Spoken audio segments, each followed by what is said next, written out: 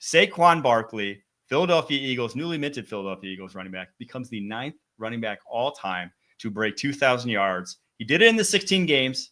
It seemed like they really wanted him to do it in the 16 games because they gave him 5 carries in the fourth quarter when they were already up 27 points. And I think in like any other game, they would have been like, we're not giving him any more carries. But that got him over the 2K mark. He now needs 100 more in a meaningless Week 18 game to catch Eric Dickerson's record. Do we put him on the field if we're Nick Sirianni to go chase that record when they are locked in the 2 seed? That won't be moving. They cannot get the 1 seed anymore. I actually think this is one of the wildest quandaries in NFL history because on one hand, this is one of the most hollowed records in NFL history. It has stood for 40 years. We've only had one guy really come even close. That was Adrian Peterson when he came 8 yards away in 2012. Other than that, you've had guys hit 2,000 yards, but the record has never been under threat like it is going to be this week.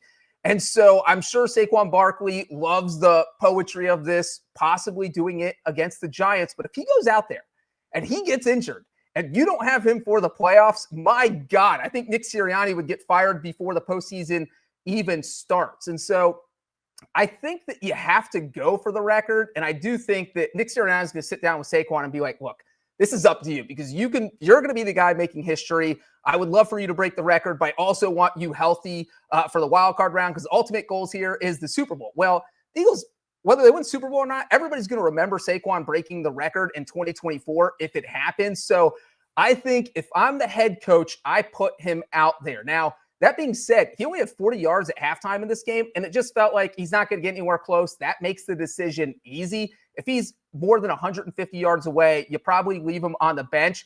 But then, as you said, he goes off in the second half, especially in that fourth quarter, gave him those extra carries, and now you're in a dilemma. What are you doing there? I completely agree with you that it is a massive dilemma. And to all the people that say, like, of course you don't play him, you want to win a Super Bowl.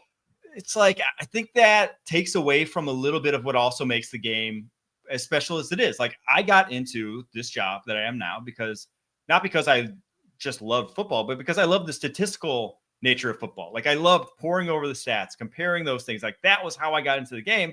That's how I got into PFF, was because I loved that stuff. And so that is a big aspect of the game for a lot of people, and records of that nature.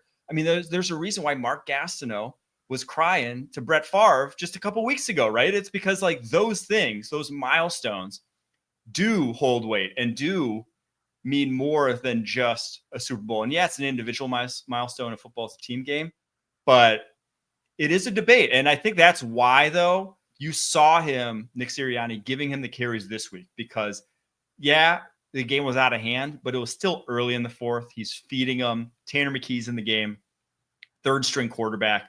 Like, you can, if he had gotten hurt or had like gone down, pulled something, then you can still kind of defend it and say, would play to whatever the whistle. Knowing that this Week 18 game is fully meaningless, that there is nothing on the line here, so that if you were trying to pump him up, play him to get him to 2,000 and he wasn't getting there because they obviously wanted to get into 2,000, then you would have some people being like, what the heck's going on? We got a game next week, right? He has to play next week. We're getting some tread on the tires in Week 18, 20 carries or whatever, just to get him to 2K or to get him that record. I think you're going to get some blowback from Eagles fans. So if I had to guess, I bet he goes out, half dozen carries in the first quarter. If he's rolling, they let him go for a half. If he's not, I bet they don't really push him to try to go for it. Yeah, and I think because the other thing you have to think about here is, as you said, you give more carries, that's more wear and tear on his body. And the Eagles are staring at a possible game with the Commanders. We'll talk about the playoff picture later, but that's not a gimme. That's not a game. Yes. This isn't playing the Houston Texans where you feel real good about your chances of winning. This is a team that has already beaten you and could definitely beat you. So you have to take that into consideration. But yeah, I think you have to go for history. And I think your strategy makes a lot of sense.